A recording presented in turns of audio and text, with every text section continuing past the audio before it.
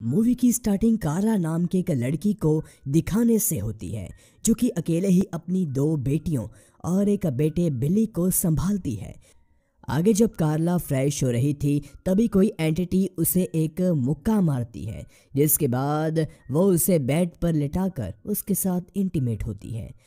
उस एंटिटी ने कार्ला के मुंह को कुशन से दबा रखा था, जिसके कारण उसकी आवाज़ तक नहीं निकल रही थी।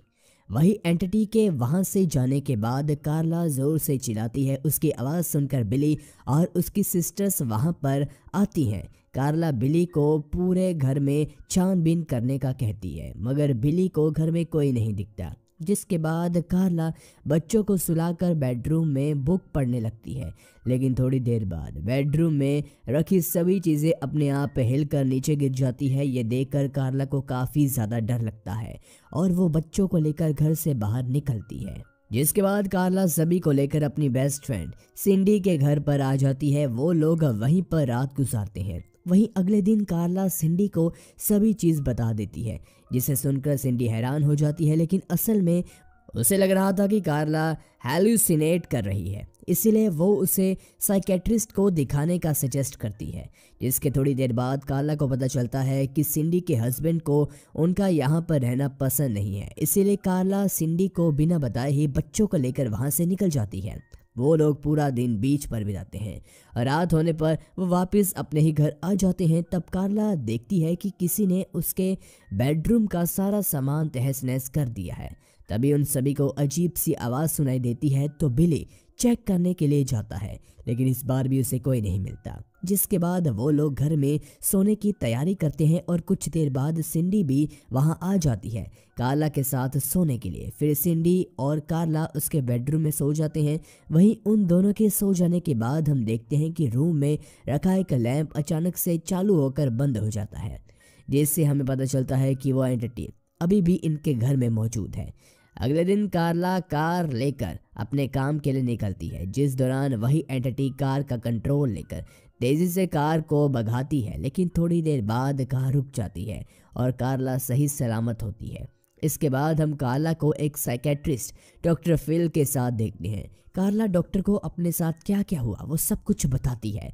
डॉक्टर फिल उस पर विश्वास कर कुछ मेडिसिन लिख देते हैं। फिर रात होने पर कार्ला अपने घर पर वापस आ जाती है और वो थोड़ी देर बाद नहाने के लिए जाती है, जिस दौरान हम देखते हैं कि बाथरूम के दोनों दरवाजे अपने आप लॉक हो जाते हैं।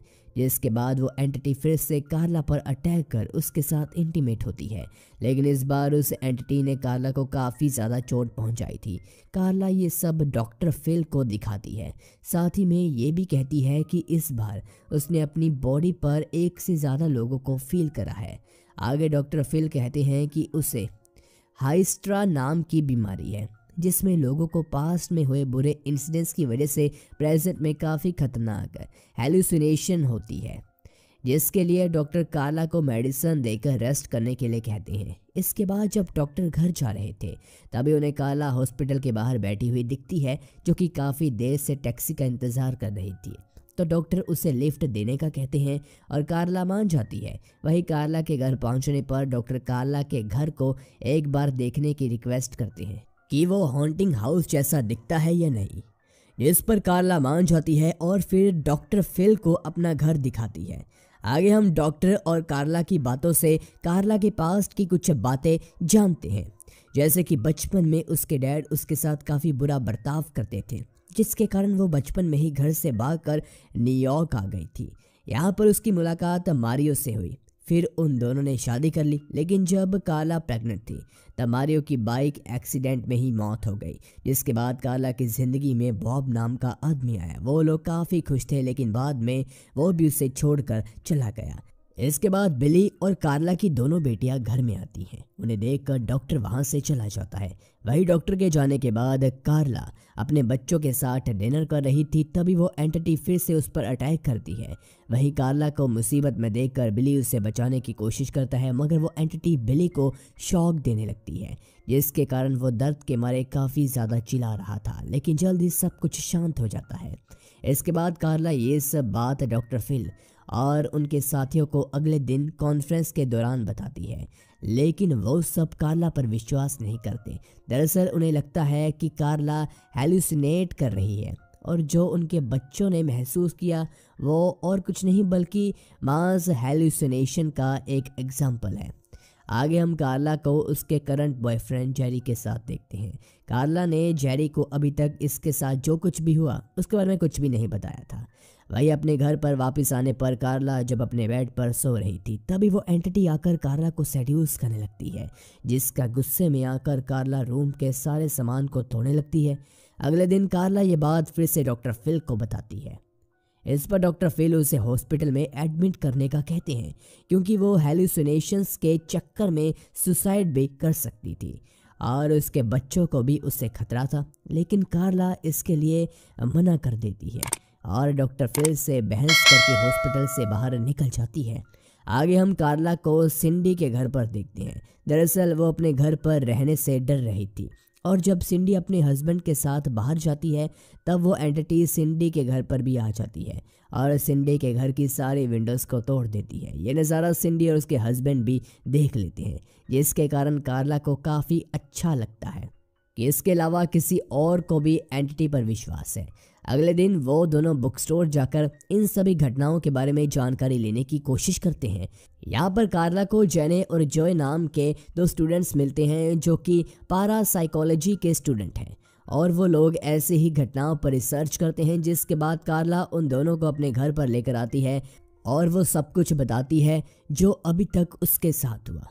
कार्ला को लग रहा था कि वो दोनों उसकी बातों को मजाक में ले रहे हैं और जब वो दोनों वहाँ से जा रहे थे तभी घर की सारी चीज़ें हिलने लगती है। उन्हें अजीब सी स्मेल आ रही थी, साथ ही में वहाँ पर ठंडी हवा भी चलती है। अब ये सब देखने के बाद वो दोनों समझ जाते हैं कि कार्ला उनके साथ मजाक नहीं कर रही और फिर वो दोनों अपने कुछ इक्विपमेंट्स लेकर कार्ला के बेडरूम में सेटअप करते हैं ताकि अगर वो एंटिटी दोबारा आए तो वो लोग उसे कैमरा में कैद कर सके। और ऐसा ही होता है, वो एंटिटी लाइट के फॉर्म में उनके सामने आती है और वो कार्ला को टच नहीं कर पा रही थी। ये देखकर कार्ला काफ़ी ज़्यादा खुश हो जाती है।